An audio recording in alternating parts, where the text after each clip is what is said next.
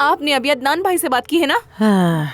अम्मी, आपने ये कैसे किया? मैं तो समझ ही नहीं पा रही हूँ। आप चिल्ला चिल्ला कर नहीं कह रही थी कि आप ये घर छोड़कर कभी नहीं जाएंगी। आपने तो खुद ही यहाँ से निकलने का हमारा टिकट कटवा दिया।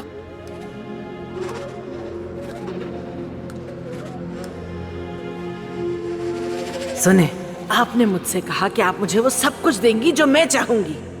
हाँ? अच्छा तो ऐसा है, समृद्ध कुछ बड़ा कुर्बान कर रही है तो मुझे बदले में भी कुछ बड़ा ही मांगना होगा फिर।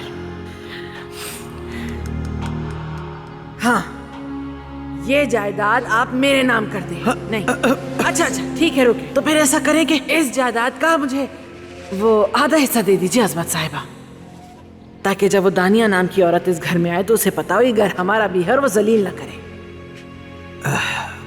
बस इतना ही?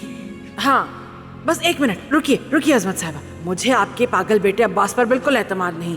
अगर कभी उसने मलिया को नौकरी से निकाल दिया तो उसकी तनख्वाह बंद हो जाएगी। इसीलिए मैं सोच रही थी कि अगर मलिहा को आप अपनी कंपनी में कुछ शेयर दे देती तो। ठीक है, लेकिन मैं जो तुमसे कह रही हूं उससे अच्छी तरह याद रखना, अदनान को मनाने वाली तुम ही होगी।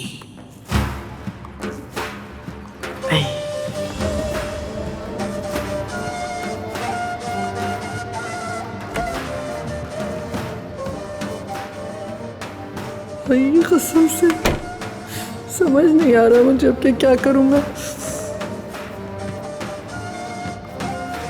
मलिया बेटा, देखो मुझे तंग मत करो, मैं पहले ही बहुत तनाव में हूँ, प्लीज मुझे तंग मत करो। अगर समृद्ध किसी दिन जाग गई तो आप उससे क्या कहेंगी? जो आपने किया उसे कैसे समझाएंगी?